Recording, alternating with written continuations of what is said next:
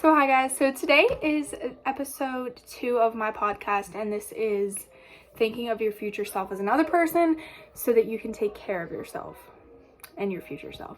So basically I got this idea from my friend. We went out for coffee and she was talking about how she envisions her, like, it's easier for her to take care of other people.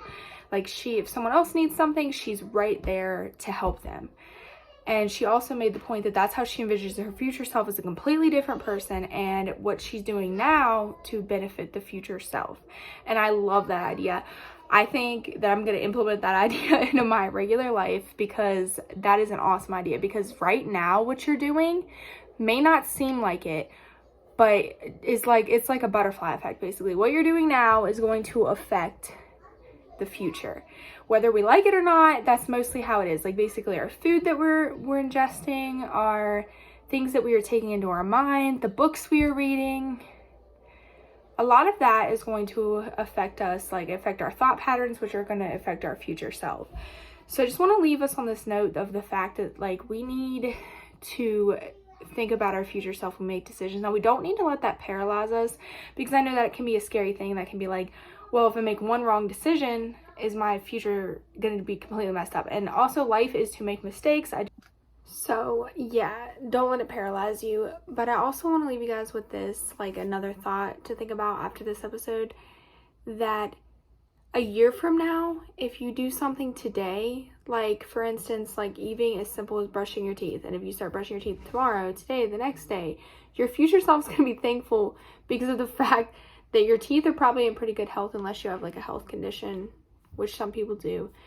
But there is also so many other ways. Like, if you start working out today, you're 1% better than you were yesterday. And I'm also a big believer in, I read James Clear, The Power of Habits, or something like that, and I'll list it down below. And it basically lists that it's better to be 1% better every day than 50% one day, and then nothing one day, and then like 35 one day. So you get 1% better. You're moving towards the future still. And remember to take it one day at a time. Every day is not going to be perfect. And every day you're not going to, like, do things for your future self. Because sometimes I just do things to make myself feel good in the moment. Like eating a piece of chocolate cake instead of having some fruit, which I really like fruit. But yeah, still, it's besides the point. But if you start today, you're going to have, a year from now, your future self is going to be thankful that you started last year, or that you started today, because you're going to reap those benefits.